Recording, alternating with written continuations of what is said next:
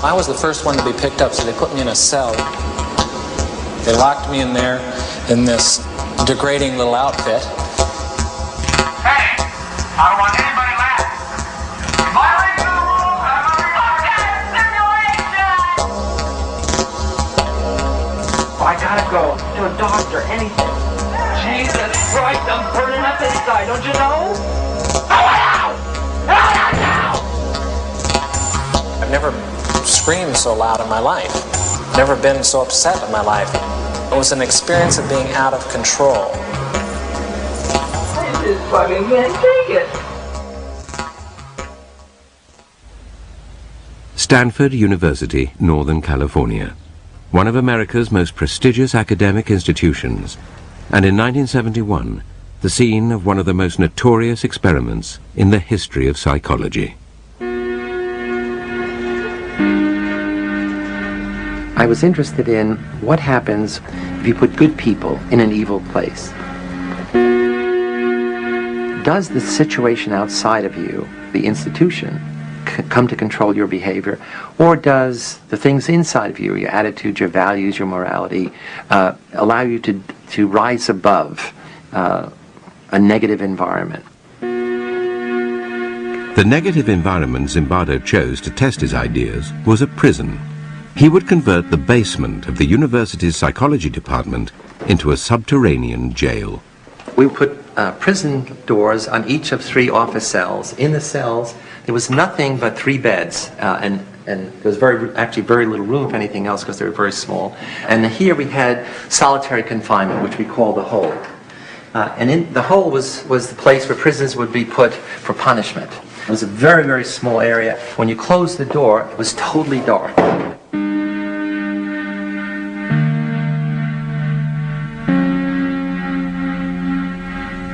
All the guards wore military uniforms, and we had them wear these silver reflecting sunglasses. And what it does is you can't see someone's eyes, and so that loses some of the humanness, the humanity.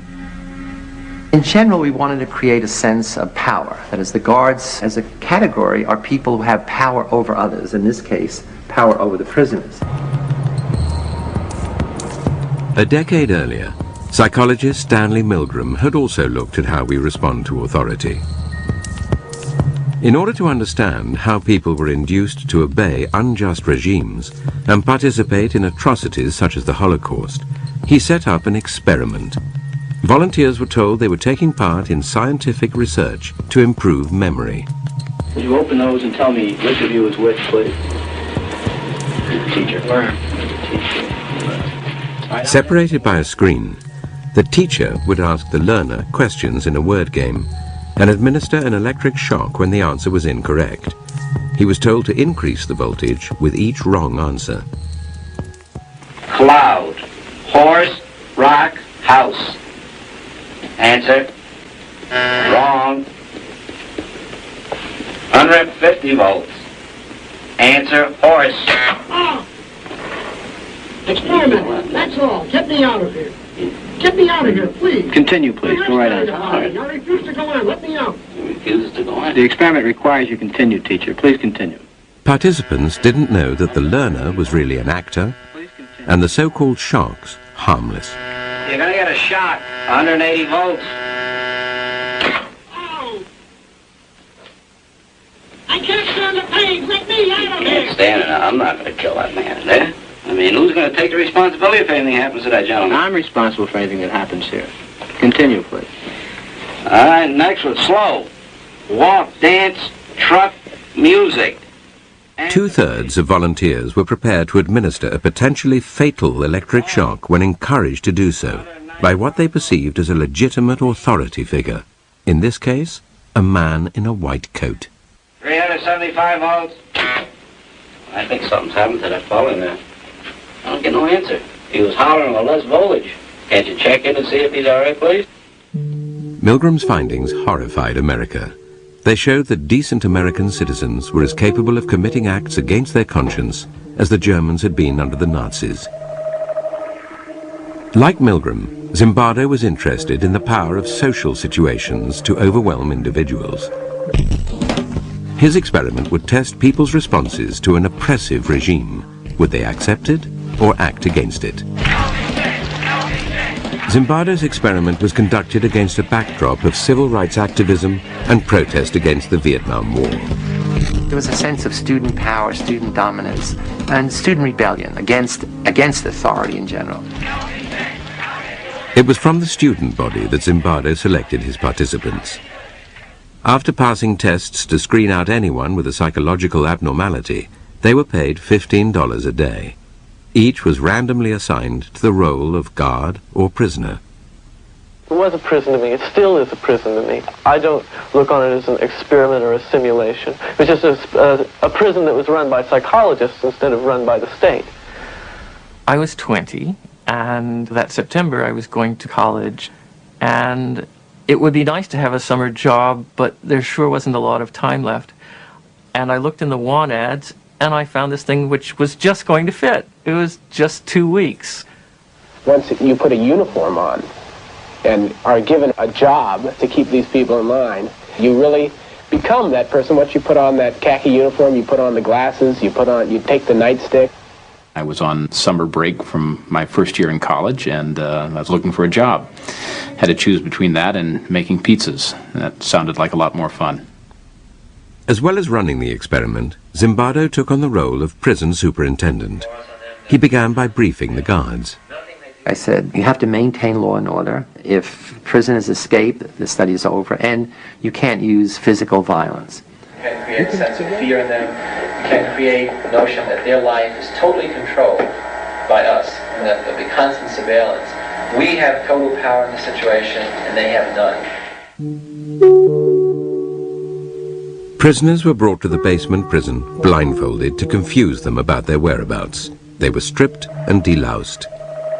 Of course, the guards started making fun of their genitals and humiliating them. And really, it's a start of what's known as the degradation process, which not only prisons, but lots of military-type outfits use that process.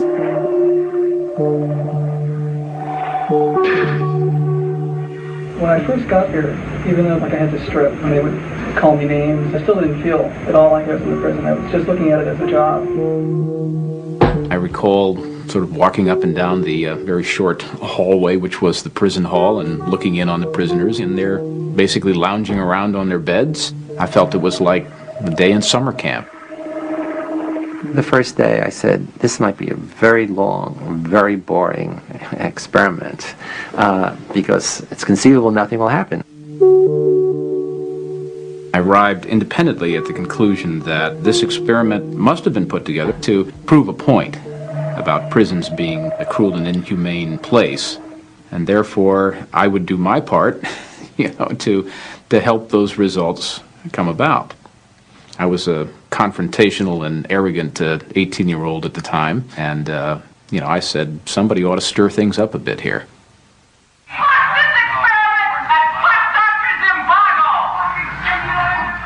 On the second morning, the prisoners had decided to stir things up as well.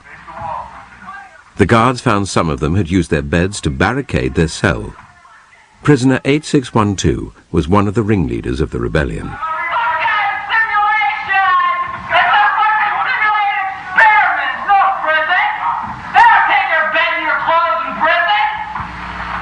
Initially, I was stunned.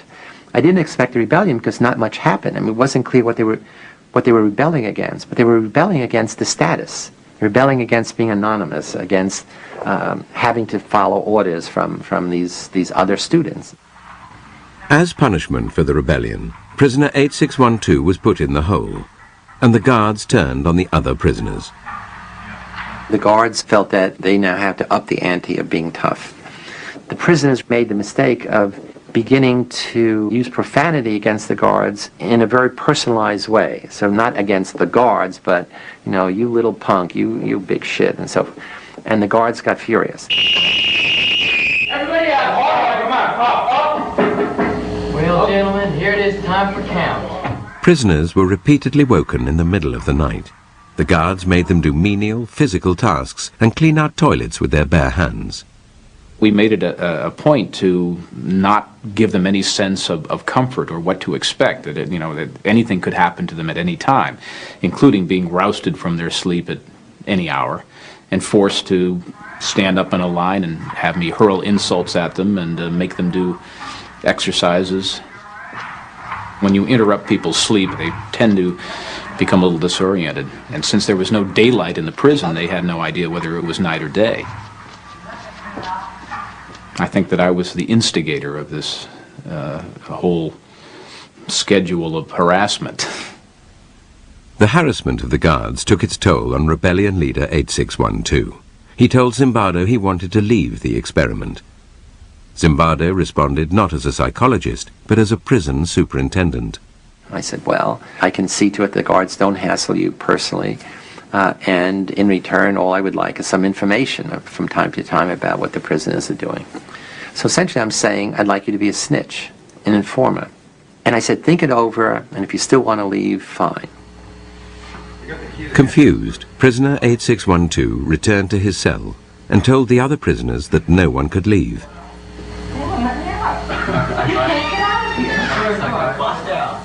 He believed that we wouldn't let him go, although we've never said that. But the fact that he was the ringleader of the rebellion, and he told the other prisoners, they won't let you leave. And that really transformed the experiment into a prison. I was told that I couldn't quit. And at that point, I just felt totally hopeless. More hopeless than I'd ever felt before. Soon after returning to his cell, prisoner 8612 started showing signs of severe distress. God damn it! Fucked up! You don't know, I mean, God! I mean, Jesus Christ, I'm burning up inside, don't you know? I just fucking can't take it.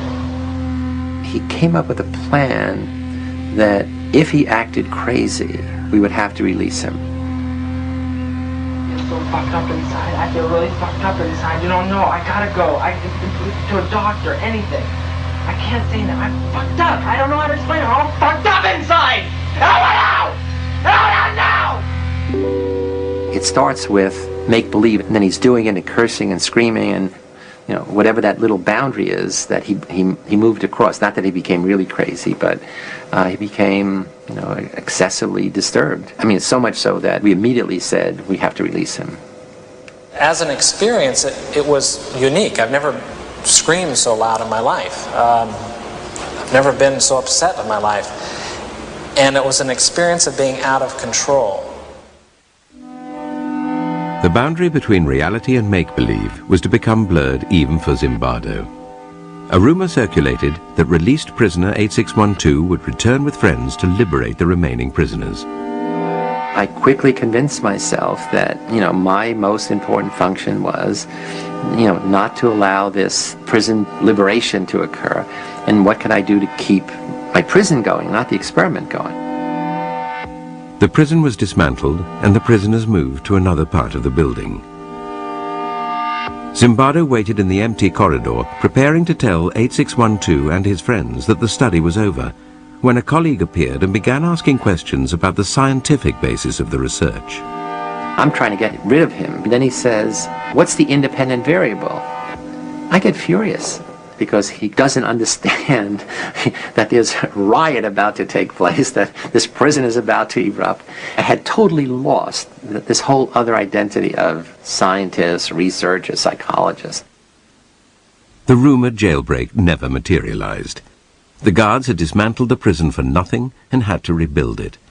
They took their frustration out on the prisoners. They escalated again the level of control, the level of dominance, the level of humiliating behavior.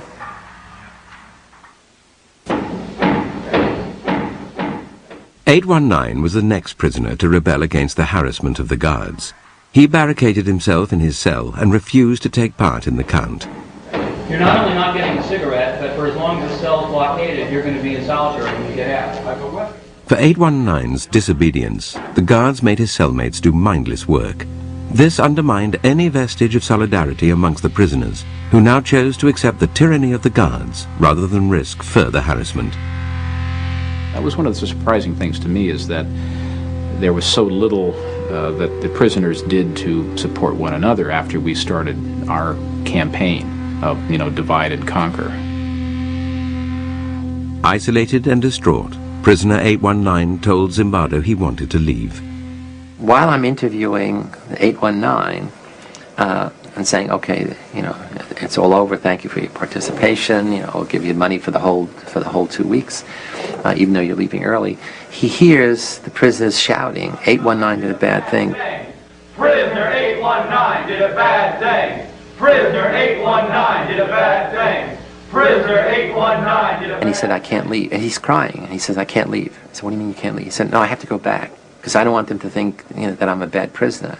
And that's when I really flipped out. That in such a short time, you know, a college student's thinking could become so distorted. I said, you're not a bad prisoner. You're not a prisoner. And this is not a prison. And it was this thing where he opened his eyes. And it was just really like a cloud being lifted. Seeing things clearly, prisoner 819 reverted to his original request and was released. To replace him, the experimenters called in one of their reserves from the standby list. I got a phone call saying, are you still available as an alternate? Kind of cheery female secretary voice. I said, yes, sure. And so she said, could you start this afternoon? And I said, yes, sure. And my role in the experiment really began.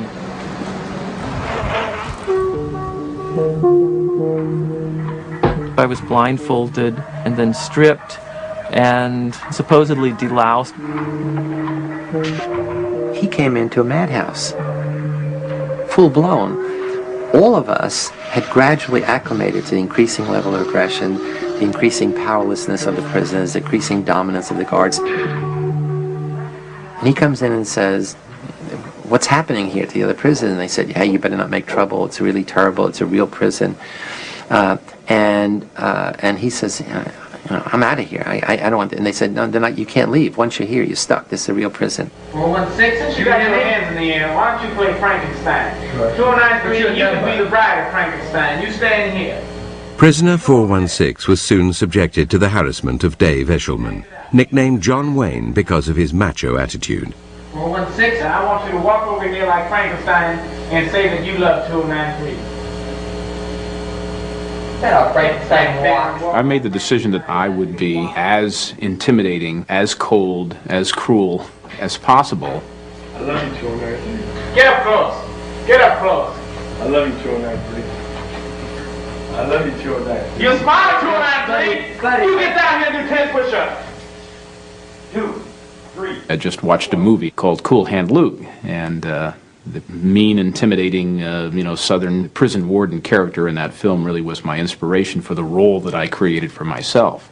Why is it you try to be obedient so much? It's my nature to be obedient, Mr. Correctional. You a liar. You a stinking liar. He was creative in his evil. He would think up very ingenious ways to degrade, to demean the prisoners. What if I told you to get down on that floor and fuck the floor? What would you do then? One of the best guards was also on that shift, and instead of confronting this bad guard, the sadistic guard, essentially because he didn't want to see what was happening, he became the gopher. He would go out to get the food and things of this kind, and that left the John Wayne guard and another guard on that shift to be dominant. We were continually called upon to act in a way that just is contrary to what I really feel inside. Just continually giving out shit. It's just really one of the most oppressive things you can do. 416, while they do push-ups, you sing Amazing Grace. Ready? Down. Keep going. Grace. Keep doing push-ups on your own. The madness of the experiment started to affect prisoner 416. A wretch like me. Keep going. I began to feel that I was losing my identity until finally I wasn't Clay. I was 416. I was really my number. And 416 was going to have to decide what to do.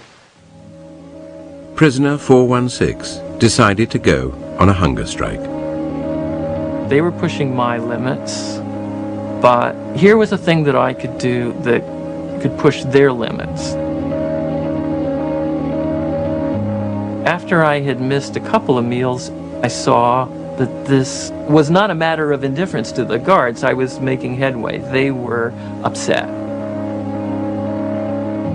I thought, how dare this newcomer come in and try to change everything that we had worked for the first 3 days to set up, and by God, he's going to suffer for that. Get in that closet then.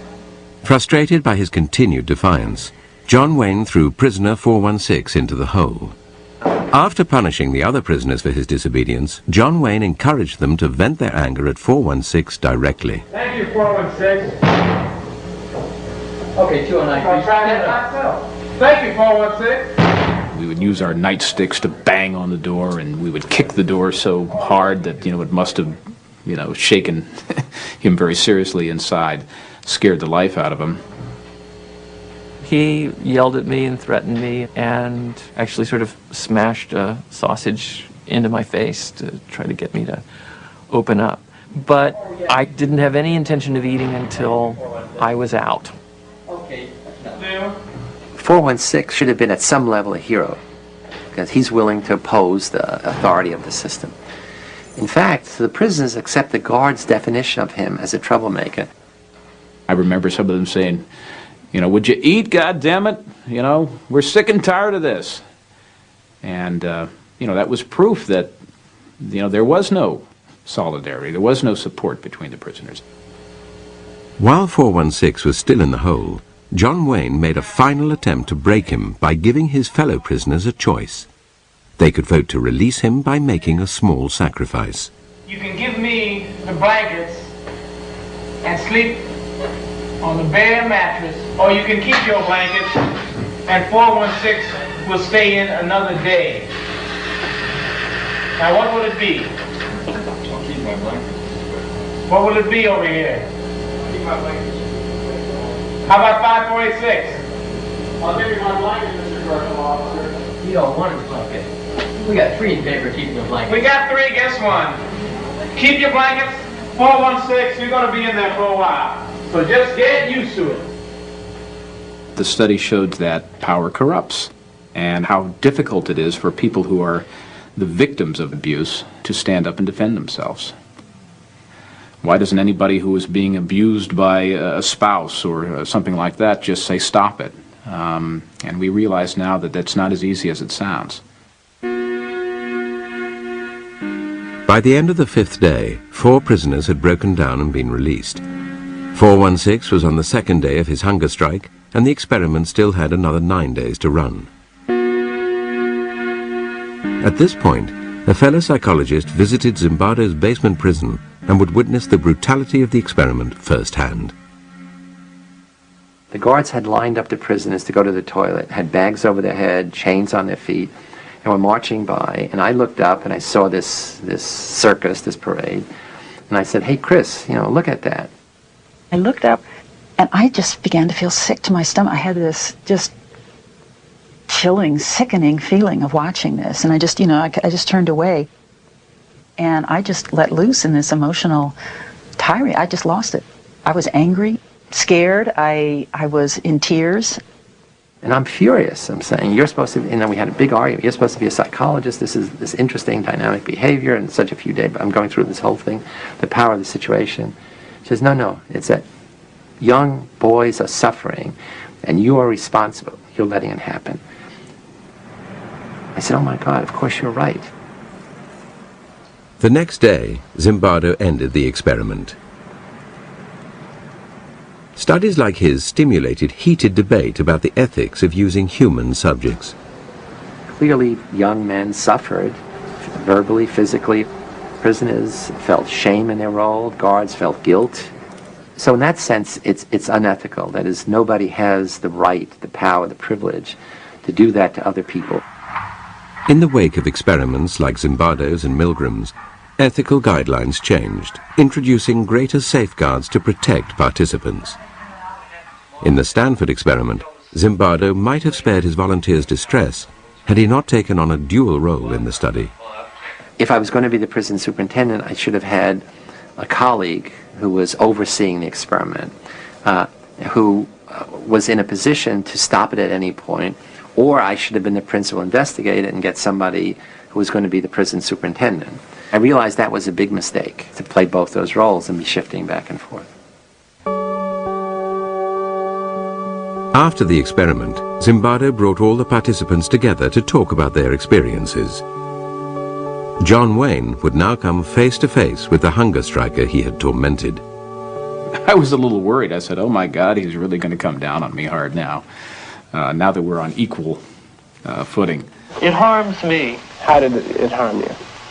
How does it harm you? Just to think about it, you mean that people can be like that? Yeah. It let me in on some knowledge that I've never experienced firsthand. Because I know what you can turn into. I know what you're willing to do. When I look back on it now, I behaved appallingly. It was just horrid to look at. I think I tried to explain to him at the time that, what you experienced and what you hated so much was a role that I was playing, that's not me at all. I love you too, Dad. He was trying to dissociate himself from what he had done. That did make me angry. Everyone was acting out a part and playing a role. Prisoners, guards, staff, everyone was acting out a part. It's when you start contributing to the script, that's you. And thus it's something you should take responsibility for. I didn't see where it was really harmful. It was degrading, and that was part of my particular little experiment to see how I could... Your particular little experiment. Yes, Why don't you tell me about that? I was running little experiments of my own. Tell me about your little experiments. Okay. I'm curious. I wanted to see just what kind of verbal abuse that people can take before they start objecting, before they start flashing back. If I have any regret right now, it's that, I made that decision, because it would have been interesting to see what would have happened had I not decided to force things.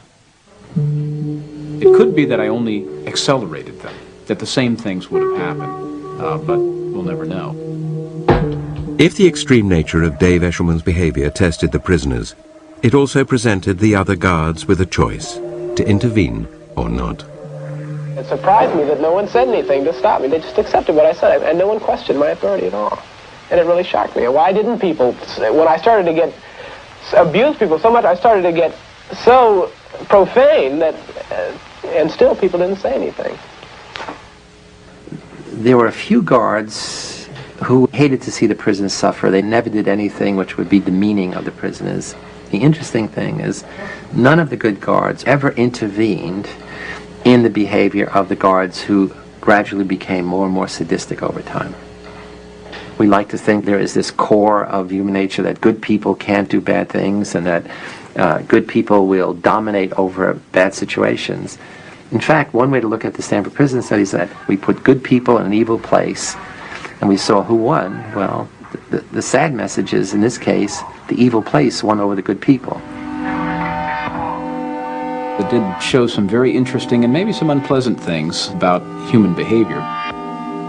It seems like, every century, every decade that we go through, we're suffering the same kind of atrocities, and you need to understand why these things happen. You need to understand why people behave like this.